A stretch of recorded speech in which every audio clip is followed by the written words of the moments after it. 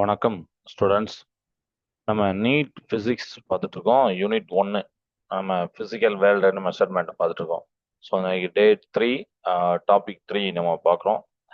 So topic 3 இன்னைக்கு என்னன்னா significant figures and error analysis. இதில் இம்பார்ட்டன்ட் கொஸ்டின், ப்ரீவியஸ் இயர் கொஸ்டின்லாம் நம்ம பின்னாடி இருக்கு, அதை நம்ம பார்க்கலாம். ஸோ ஃபர்ஸ்ட் நம்ம சிக்னிஃபிகண்ட் ஃபிகர்ஸ், முக்கிய எண்ணூறுக்கள். அளவீடு செய்யப்பட்ட மதிப்பில் துல்லியமாக தெரிந்த எண்களும் முதலாவது சந்தேகத்திற்குரிய எண்ணும் ஃபர்ஸ்ட் டவுட்ஃபுல் டிஜிட் சேர்ந்தது தான் முக்கிய எண்கள். அதாவது significant figures are the digits in a measurement that are known with certainty plus first uncertain digit. They indicate the precision of a measurement.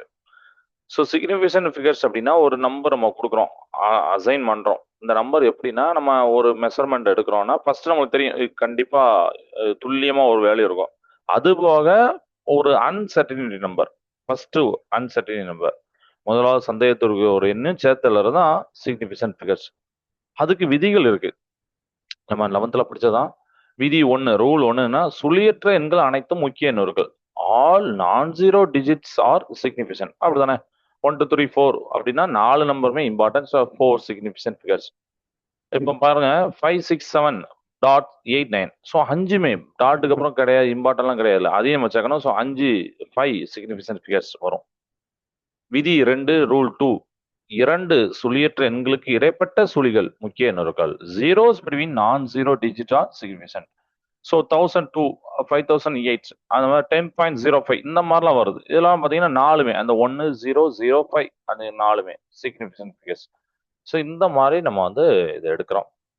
இப்போ நமக்கு வந்து விதி 3, ரூல் 3, தசம புள்ளி இல்லாத எண்ணின் இறுதியில் வரும் சுழிகள் முக்கிய எண்ணுகள் அல்ல. இது எப்படின்னா, இப்போ நமக்கு வந்து ending zeros without decimal point are not significant அப்படின்னு சொல்றோம்.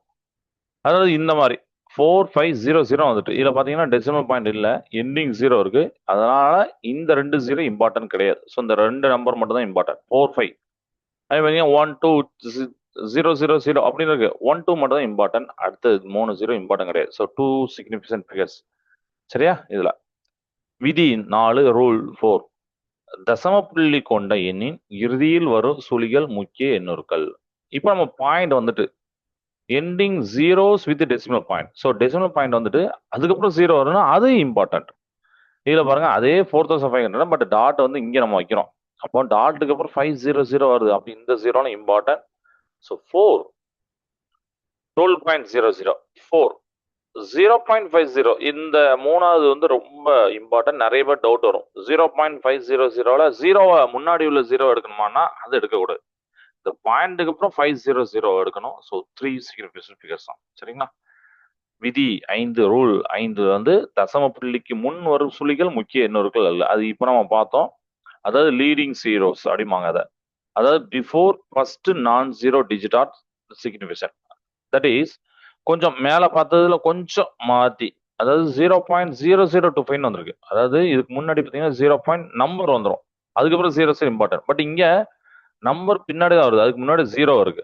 ஸோ அப்படிங்கும் போது இங்க ரெண்டுமே இந்த லாஸ்ட் இந்த 2 பேர் தான் இம்பார்ட்டன்ட். அதனால நான் இங்க போட்டிருக்கேன் ஒன்லி 2 and 5 தான் இம்பார்ட்டன்ட். ஏன்னா 2ன்னா நீங்க வேற எதையும் யோசிச்சிடக்கூடாது. இந்த 0 இம்பார்ட்டன்ட் கிடையாது, பாயிண்ட் வச்சு 0 இம்பார்ட்டன்ட் கிடையாது. சரிங்களா? பாயிண்ட் வச்சு நம்பர் வச்சு 0 இம்பார்ட்டன்ட். ஸோ இங்க பாருங்க 4 5 6 தான் இம்பார்ட்டன்ட். ஸோ 3 தான் இங்க போட்டிருக்கோம். இதுதான் சிக்னிஃபிகண்ட் ஃபிகர்ஸ். அடிஷனல் இம்பார்ட்டன்ட் ரூல்ஸ்ல விதி 6, ரூல் 6 பார்க்க போறோம். சயின்டிபிக் நோட்டேஷனில் எழுதப்பட்ட எண்களில் கோஎஃபிஷியன்டில் உள்ள எல்லா எண்களும் முக்கியமானவை. இது உங்களுக்கு புரியறதுக்காண்டி இந்த 2 இதுவுமே சேர்த்து இருக்கேன். இங்கிலீஷ்ல பார்த்தீங்கன்னா இன் சயின்டிபிக் நோட்டேஷன் ஆல் டிஜிட்ஸ் இந்த கோஎஃபிஷியன்ட் ஆர் சிக்னிஃபிகண்ட். எல்லா டிஜிட்டும் அந்த கோஎஃபிஷியன்ட்ல இருக்கக்கூடிய அத்தனை டிஜிட்டும் சிக்னிஃபிகண்ட். தட் இஸ் இப்போ எக்ஸாம்பிள் பாருங்க 4.50 × 10^3 அப்படின்னு இருக்கு. அதுதான் இதுல இது வந்து ஒரு 10^3 அப்படிங்கிற ஒரு சயின்டிபிக் நோட்டேஷன் நம்ம எழுதுறோம். அதுதான் மில்லி மைக்ரோ இந்த மாதிரி ஏதோ சம்திங் எடுக்கும், சயின்டிபிக் நோட்டேஷன் எழுதுறோம். அதுதான் ஸோ அதுல இருக்கக்கூடிய கோஎஃபிஷியன்ட்னு சொல்லக்கூடியது அந்த பக்கத்தில் உள்ளதான் கோஎஃபிஷியன்ட். அப்போ அந்த கோஎஃபிஷியன்ட்ல எல்லா டிஜிட்டும் இம்பார்ட்டன்ட். ஸோ 4.50 நீங்க 10^3 எல்லாம் விட்டுருங்க, இந்த 3 பேர் தான் இம்பார்ட்டன்ட். So 3 significant figures. அதே 1.20 10⁻⁻5 10⁻⁻5 விட்டலாம், இந்த 3 பேர் தான் இம்பார்ட்டன்ட். அதனால 3 சிக்னிஃபிகண்ட் ஃபிகர்ஸ். கிளியரா? விதி 7 ரூல் நம்பர் 7 துல்லியமாக தெரிந்த மாறிலிகள், அதாவது கான்ஸ்டன்ட்ஸ் அப்படின்னு சொல்லுவாங்க, இன்ஃபினிட் சிக்னிஃபிகன்ட் ஃபிகர்ஸ் கொண்டவை, அதாவது முடிவிலா முக்கிய எண்ணுகள் கொண்டவை. ஸோ உங்களுக்கு புரியறதுக்காண்டி நம்ம இங்கிலீஷ் எழுதினாலும் அது உங்களுக்கு தமிழ் தெரியும். Exact numbers have infinite significant figures. சரிங்களா? எக்ஸாக்ட் நம்பர் நம்ம 1 மீட்டர் 100 சென்டிமீட்டர் ஒரு எக்ஸாக்ட் நம்பர். ஸோ இந்த எக்ஸாக்ட் நம்பருக்குலாம் பார்த்தீங்கன்னா சிக்னிஃபிகன்ட் ஃபிகர்ஸ் வந்து என்ன பண்ணணும்னா இன்ஃபைனைட்னு சொல்லணும். எக்ஸாக்ட் கன்வர்ஷன் அடுத்தனா. அதே மாதிரி இந்த இந்த எக்ஸாம்பிள் பாருங்க. எக்ஸாம்பிள் 5 அப்படின்னு வளரும். எக்ஸாம்பிள் 5 அப்படிங்கிற போது 3.14159 அப்படின்னு இருக்கு. இது போயிட்டே தான் இருக்கும். பையோட மதிப்பு நமக்கு வந்து இப்படி சொல்லிட 3.14 ஷார்ட்டாக தான், ஆனால் அது போயிட்டே தான் இருக்கும். ஸோ அதனால நம்ம வந்து இது வந்து மேத்தமெட்டிக்கல் கான்ஸ்டன்ட், இதுக்கும் இன்ஃபினிட் சிக்னிஃபிகன்ட் ஃபிகர்ஸ். ஓகே, அடுத்து எரர்ஸ் இன் மெஷர்மெண்ட், அளவீட்டில் பிழைகள். எரர்னா என்ன? Every measurement has some uncertainty. எல்லா ஒரு அளவீட்டுலையும் நம்மளுக்கு ஒரு அன்சர்டனிட்டி, நிலையில்லாத ஒரு நம்பர் வரும். த difference between the true value and measured value is called error அப்படின்னு சொல்லிட்டு. ஸோ ட்ரூ வேல்யூங்கிறது அந்த மெஷர்மெண்ட், அந்த டிவைஸோட ட்ரூ வேல்யூ.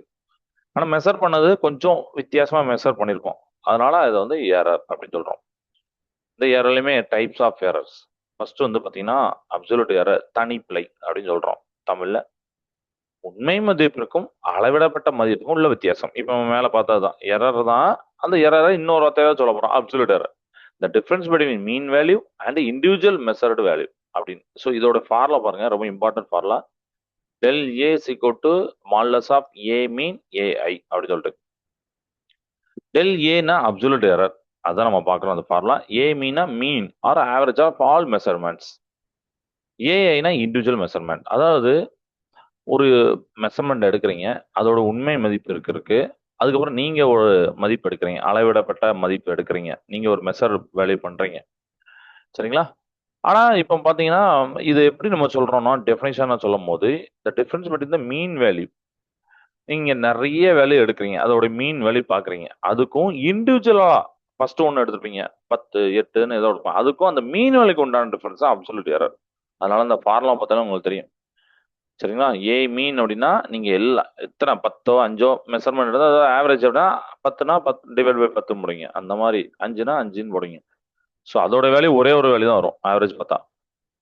அதுக்கப்புறம் இதுல இப்போ நமக்கு வந்து இது புரியுதுக்கான்னு நான் சொல்றேன்னா, ஒரு 5 சப்ஜெக்ட் இருக்கு, 5 சப்ஜெக்ட் இருக்கு. 5 சப்ஜெக்ட் நீங்க கூட்டி ஆவரேஜ் பாக்குறீங்க. 5 சப்ஜெக்ட் உள்ள மார்க் 80 85ன்னு கூட்டி ஒரு டிவைட் பை 5ன்னு கண்டுபிடிச்சு ஒரு 83ன்னு வருது.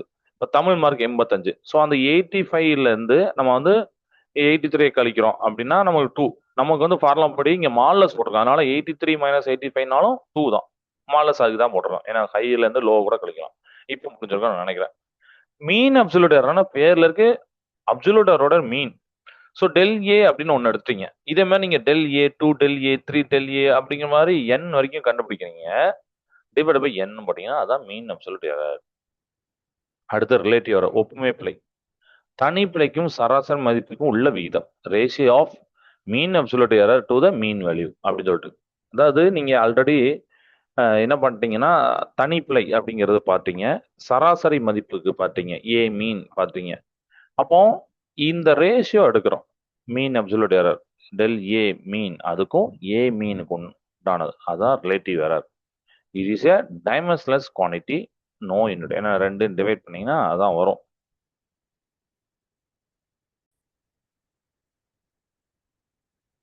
நெக்ஸ்ட் பர்சன்டேஜ் எரர் பார்க்க போறோம், சதவீத பிழை.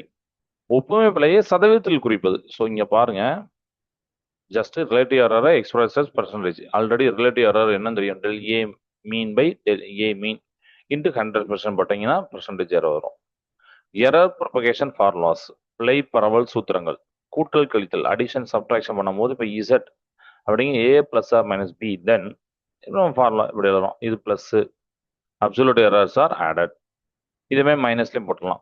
அதுமாதிரி பெருக்கல் வகுத்தல் மல்டிபிகேஷன் டிவிஷன்ல இப்படி இசட் அப்படிங்கிறது, இப்போ எரர் அதுதான் இசட் பார்ப்போம், ஏ இன்ட்டு பி. அதுமாதிரி ஏ பை பி அப்படின்னு வரும்னா எரர் எந்த மாதிரி எடுக்க போறோம், del z by z del A by a plus del B by b. So relative எரரும் இங்கேயும் நம்ம ஆட் பண்றோம். இதை பார்த்தாலே தெரியும் ரிலேட்டிவ் எரர், ஏன்னா நம்ம மேலே பார்த்தோம்ல ஏ மீன் டெல் ஏ மீன் பை ஏ மீன், அதை தான் இங்கே பார்த்துருக்கோம்.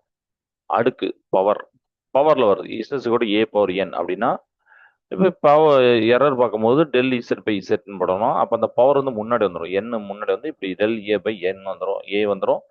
Relative error is multiply the power. Relative error தான் இது தெரியும், அதை பவரால மல்டி பண்றோம், என்னால மல்டி பண்றோம். பொதுவான சூத்திரம், ஜென்ரல் ஃபார்முலா, இஃப் இசட் கூட a power a b power b by c power c அப்படின்னு இருக்கு. இப்போ எரர் பார்க்கணும்னா டெல் இசட் பை இசட் அப்படின்னு எடுக்கிறோம். ஏவை முன்னாடி கொண்டு வந்துடும். வழக்கம் போல நமக்கு பவர்னா முன்னாடி கொண்டு வந்துடணும். ஏவை del A by A, B முன்னாடி கொண்டு வரணும் டெல் பி பை பி, சியை முன்னாடி கொண்டு வரணும் C del C by C அப்படிங்கிறது. சரிங்களா? இந்த மாதிரி பொதுவான சூத்திரங்களை நம்ம ஆட் பண்ண போறோம். Key points and hints. இதுல நமக்கு வந்து அக்யூரேசி அண்ட் ப்ரிசிஷன், நமக்கு இந்த 11th இந்த வார்த்தை வரும். அடுத்தனா அக்யூரேசி அண்ட் ப்ரிசிஷன் அப்படின்னா, அக்யூரேசிங்கிறது how close to the true value. ஒரு ஒரு டிவைஸோடைய உண்மையான வேல்யூ, அந்த ட்ரூ வேல்யூக்கு எவ்வளோ பக்கத்தில் எடுக்கிறீங்க, அதான் அக்யூரேசி. ஸோ உதாரணத்துக்கு 10ன்னு இருக்குன்னு சொல்லலாம், நீங்கள் 9.8ன்னு எடுக்கிறீங்க, அதுவும் அக்யூரேசி. ப்ரீசிஷன் அப்படின்னா how close measurement are to each other. இந்த ப்ரீசிஷன் அப்படிங்கிறது அந்த ட்ரூ வேல்யூக்கு பக்கத்தில் இருக்கணும்னு அவசியம் இல்லை, ஆனால் நீங்கள் எடுக்கிற 10 வேலையோ 8 வேலையோ ஒன்றுக்கு ஒன்று எவ்வளோ பக்கத்தில் இருக்கு. இப்போ ட்ரூ வேல்யூ 10 தான், ஆனால் எடுத்துருக்கிற வேல்யூ 8, அடுத்த மட்டும் 8.1, அடுத்த மட்டும் 7.9, அதுக்கப்புறம் 8.2, இந்த மாதிரி ஒரு ஒரு வேல்யூ பக்கத்துல எடுக்கிறது தான் ப்ரீசிஷன். சரிங்களா? ஸோ இது வந்து பார்த்துக்கோங்க. துல்லியம், அக்யூரேசி நம்ம தமிழ்லையும் அதை படிச்சிருக்கோம். லீட்ஸ் count, the smallest value that can be measured by the any instrument. அடுத்தன ஒரு கருவியால அளக்கக்கூடிய மிகச்சிறிய அளவு தான். ஜீரோ எரர், எல்லா இன்ஸ்ட்ருமெண்ட்லையும் இருக்கும். Error in measurement when reading should be zero but shows some value. சரியா? சிஸ்டமேட்டிக் எரர் அப்படின்னா இந்த எரர் வந்து ரிப்பீட் ஆகிட்டே இருக்கும் சேம் வேல, அதாவது யூனிட் டைரக்ஷன் அப்படின்னு சொன்னாங்க. இன்ஸ்ட்ருமெண்ட் எரர், ஜீரோ எரர்ஸ், இதெல்லாம் வந்து வந்துகிட்டே இருக்கும். ரேண்டம் எரர், இந்த எரர் எப்படி வருதுன்னு தெரியாது. Errors that very randomly, human errors, environmental changes. சரிங்களா? NEET tip, for volume of sphere cube error is 3 times radius or side error, for area 2 times அப்படின்னு போட்டிருப்பாங்க. சரிங்களா? இது எப்படின்னா, இப்போ நம்ம வால்யூம் ஸ்பியரோ இல்லை கியூபோ பார்க்குறோம், எரர் வந்து எப்படி இருக்கும்னா அந்த ரேடியஸ் அல்லது சைடோட 3 times இருக்கும். ஏரியாவுக்கு நம்ம பார்க்கும்போது 2 times இருக்கும். அது நம்ம வந்து சம்ம பண்ணும்போது உங்களுக்கு தெரியும். இந்த இதோடைய ஒரு ஹிண்டு இது இது நீங்கள் டக்குன்னு குயிக்காக ரீகால் பண்ணுறதுக்கு வச்சுக்கலாம். Practice problem number 1 NEET model. இப்போ நம்ம கேட்ட போன கொஸ்டின் அதே தான். If the error in measuring the radius of the sphere is 2%, then the error in volume will be. ஒரு கோளத்தின் நாரத்தை அளவிடுவதில் ஏற்படும் பிழை 2% எனில் அதன் கன அளவை கணக்கிட ஏற்படும் பிழை என்ன? ஒரு ஸ்பியரை மெஷர் பண்றீங்க, அதோட ரேடியஸ்ல வந்து 2% எரர் வருது. அப்போ அதோடைய வால்யூம் கன அளவை மெஷர் பண்ணும்போது எவ்வளோ எரர் வரும்? ஸோ இங்கே 2%, 4%, 6, 8 அப்படின்னு கொடுத்துருக்காங்க. சொல்யூஷன் 6% தான் வரும். ஏன்னா வால்யூம் 4/3 πr3. இப்போ எரர் போடும்போது டெல் வி பை வி அப்படின்னு போட்டுக்கோங்க. பவர் உள்ளதை முன்னாடி கொண்டுருங்க, 3 into del R by R. ஏன்னா 4/3 இம்பார்ட்டன்ட் கிடையாது, அது வந்து அப்போ நம்ம பையார் டெல் பையார் கியூப் மட்டும் போடும்போது இப்போ போடுறோம். அந்த பையை விட்டுறலாம். நீங்கள் வந்து என்ன பண்ணுறீங்கன்னா அந்த 3 மட்டும் முன்னாடி கொண்டு வந்துடுறீங்க. அப்புறம் del R by R calculation. Del R by R அவங்களே சொல்லிருக்காங்க 2% சொல்லிருக்காங்க. 2%னா 2/100 0.02. அப்போ டெல் வி பை வி அப்படின்னு வருது. அப்போ 3 இன்ட்டு அப்படிங்கிறது அந்த 2% நம்ம போடணும், 6%. அவ்வளோதான். So for volume R cube the error is multiply by power 3 அப்படின்னு வந்திருக்கு. அடுத்துனா ஏன்னா நீங்க பாருங்க அங்க என்ன வந்ததுன்னா ரேடியஸ் 2% வந்து, அதனால நம்ம இங்க சொன்னோம் ரேடியஸ் அதை விட 3 times இருக்குன்னு சொன்னோம். ஸோ ரேடியஸ் 2 times வந்திருக்கு. வால்யூம் ஆர் கியூப் அப்படின்னு வந்திருக்கு. அடுத்துனா பைஆர் கியூப்ல ஆர் கியூப் வந்திருக்கு. ஸோ எரர் வந்து மல்டிபை பை பவர் 3. கிளியரா? அப்படின்னு நம்ம ஞாபகம். செகண்ட் ப்ராப்ளம் நீட் 2019 கேட்டது, 2019. The respective number of significant figures for the numbers 23.023, 0.0003 and 2.1 in 10^3 R அப்படிங்க இருக்காங்க. ஸோ இதோடைய முக்கிய எண்ணுருக்கள் பார்க்கணும். சரியா? என்ன வருது இப்போ வந்து 5, 1, 5, 1, 2. ஓகே, ஃபர்ஸ்ட் நம்பர் பாருங்க 23.023 அப்படிங்கிற போது ஆல் நான் zero digits and zeros between அந்த நான் ஜீரோ டிஜிட் வந்து சிக்னிஃபிகன்ட். அதனால இங்க வந்து பாத்தீங்கன்னா 2 3 அப்புறம் 0 2 3 அப்படிங்கிற மாதிரி வரும். ஸோ 5 என்ன வந்துடும். அடுத்து இதுல 0 பாயிண்ட்டுக்கு அப்புறம் 0 0 நம்மளுக்கெல்லாம் இதான் நாட் சிக்னிஃபிகன்ட் ஆல்ரெடி சொல்லிட்டோம். இல்லை 3ங்கிற மட்டும் நம்ம தான் இம்பார்ட்டன்ட். ஸோ 1 சிக்னிஃபிகன்ட் ஃபிகர், ஒரு முக்கிய எண்ணூறு. அடுத்து சயின்டிஃபிக் நோட்டேஷன் எழுதுறோம். நமக்கே தெரியும் கொஷன் உள்ளது important. All digits in question are significant. So 2.1 அப்படின்னு ரெண்டே ரெண்டு தான் இருக்கு. So 2 significant figures. புரிஞ்சிருக்குன்னு நினைக்கிறேன். Problem number 3.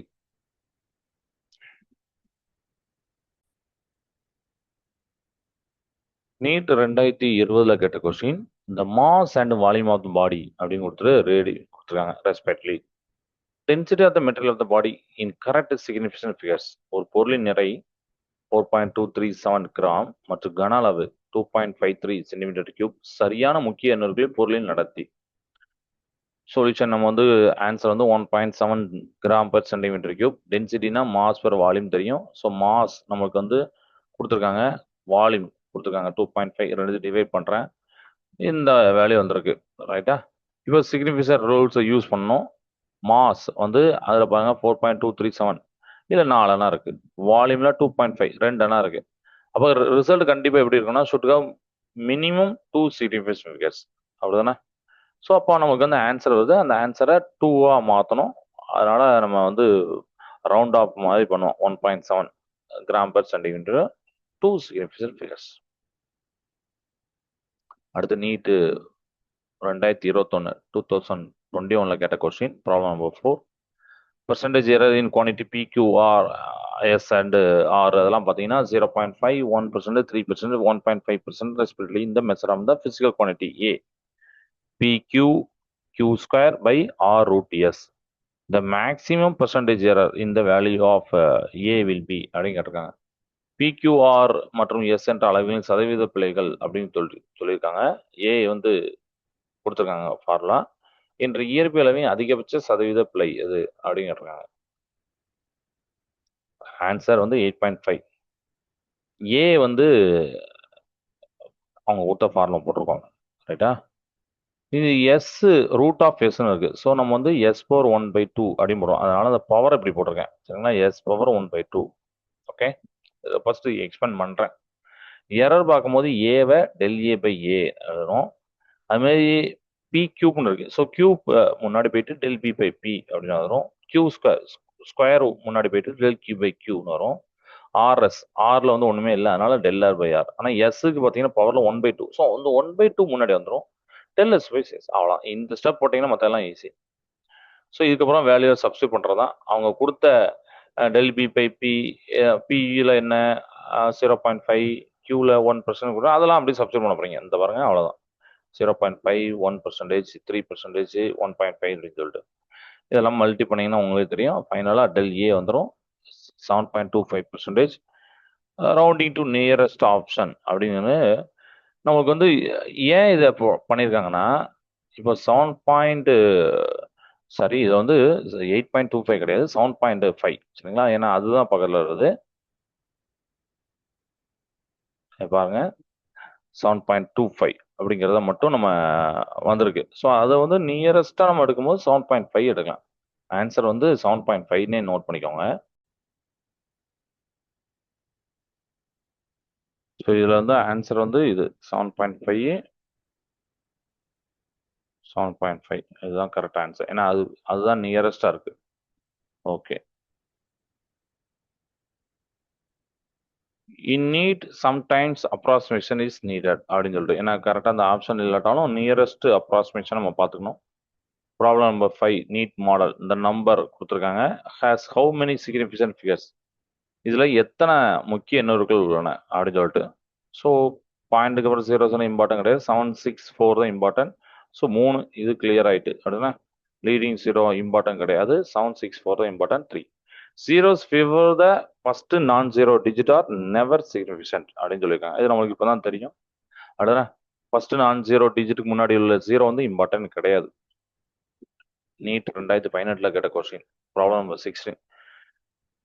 If the error in the measurement of radius of sphere 2%, then the error in the determination of volume of the sphere. So மேலே பார்த்தா அதே மாதிரி தான். அடுத்த ஒரு கோளத்தின் ஆரத்தில் பிழை 2%, கோளத்தின் கன அளவை நிர்ணயிப்பதில் எத்தனை பெர்சன்டேஜ்? இது டக்குன்னு கொஞ்சம் யோசிச்சு பாருங்க. ஏன்னா இப்போ நம்ம பார்த்துருக்கோம், ஆல்ரெடி இந்த சம பார்த்துருக்கோம். ஸோ உங்களுக்கே தெரியும் 6%. 3 டைம்ஸ் மல்டி பண்ணணும், அவ்வளோதானே. த சேம் எஸ் ப்ராப்ளம் ஒன்று தான். Repeated to emphasise importance. ஏன்னா ஒரே மாதிரி ஃபார்முலா இருக்குன்னு, ஒரே மாதிரி சம் இருக்குன்னு நினைக்கக்கூடாது. அதை அந்த குயிக்காக டக்குன்னு அதை யோசிச்சுக்காண்டி அந்த ஒரு இதுக்காக கொடுத்துருக்கோம். டக்குன்னு ஓகே இதை பார்த்தோன்னே நம்ம திருப்பி செய்யணும்னு அவசியம் இல்லை.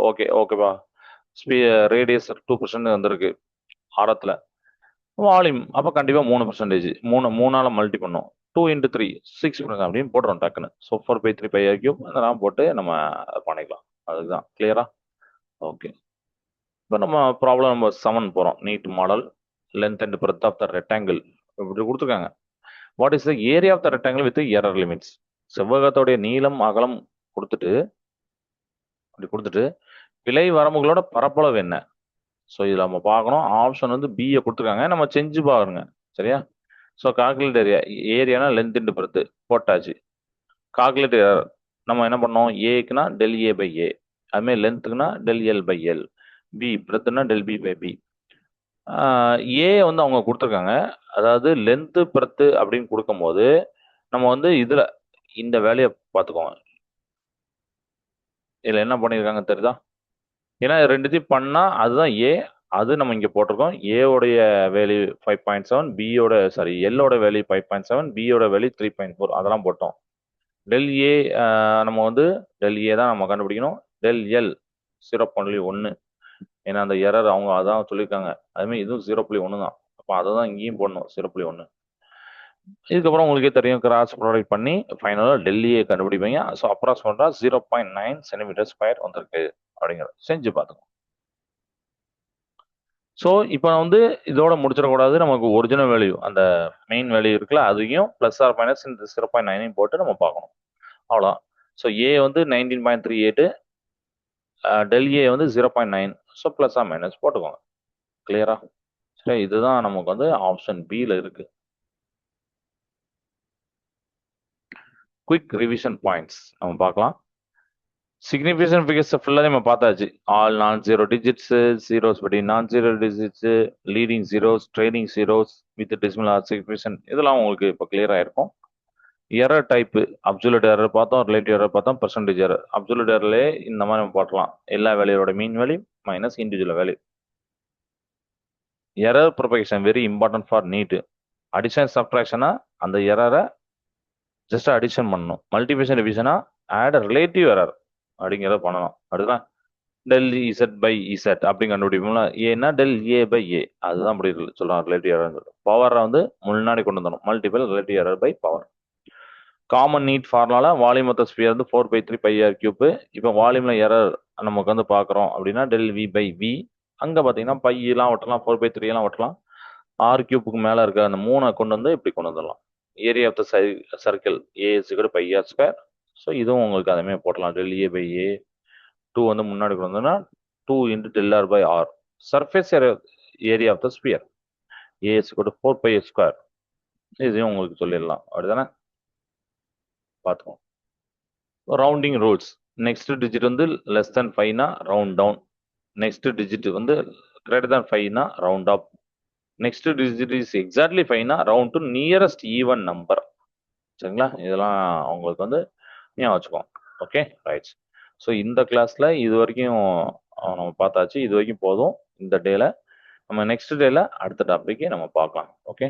ஸோ நெக்ஸ்ட் டேல பார்த்தீங்கன்னா சிக்னிஃபிகன்ட் ஃபிகர்ஸ் எரர் அனாலிசிஸ் இன்னைக்கு நம்ம பார்த்தோம், ரொம்ப இம்பார்ட்டன்ட். எரர் ப்ரொபகேஷன் அதுவும் நமக்கு பார்த்தோம், சம்ஸ் பார்த்தோம். ஓகே. நெக்ஸ்ட் டாபிக் நம்பர் 4ல நம்ம இதை பார்க்கலாம், dimensions of physical quantities. Advanced நம்ம ஏற்கனவே பார்த்ததோட கொஞ்சம் அட்வான்ஸாக அதை நெக்ஸ்ட் கிளாஸாக பார்க்கலாம். ஸோ இந்த வீடியோ யூஸ் பண்ணுங்கள். எதுவும் கமெண்ட் இருந்தால் கமெண்ட் செக்ஷனில் சொல்லுங்கள். தேங்க்ஸ் ஃபார் வாட்சிங்.